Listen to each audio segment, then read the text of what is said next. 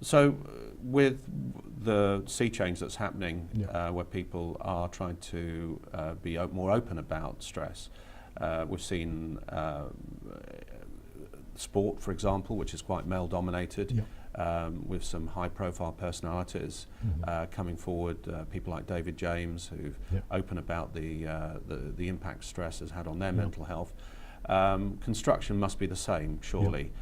So let's talk about the male dominance in the industry and the challenges that throws.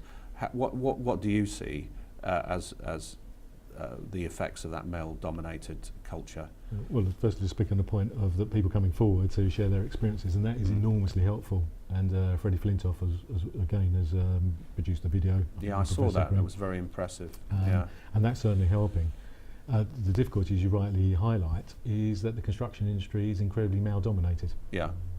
And there's a reluctance because of the macho and chauvinistic aura that can be attached to construction projects for people to come forward and discuss or make known that there are mental health issues, because it's seen as a sign of weakness. And that is a great difficulty, and the campaigns makes in mind other industry-specific initiatives are working hard to encourage people to talk about the issues. But there's a certain irony about the male domination within the industry is its impact on the women that work within the industry. The industry is underserved by women. It's something like 16% of the workforce is female. And they work tirelessly for the industry, but also tirelessly to break stereotypical images and to prove their worth in the industry, and that they're equal to men, which is entirely unnecessary, but because they are in every way. But there is this, this stereotypical view that maybe they're not.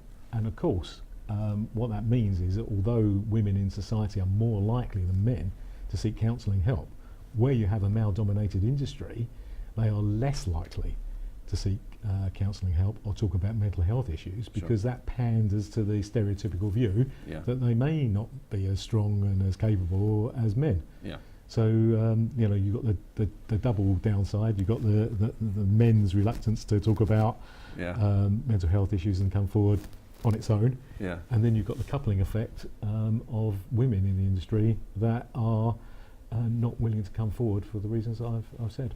So a more enlightened approach to helping the workforce will attract a more balanced workforce, and there are some tremendously talented women now coming into project management. That's exactly right. Fantastic. And the industry does need to do a lot more, not only in terms of its dealing with mental health, but opening its doors truly to equality in the workforce in terms of all sorts of things, but particularly the male-female imbalance.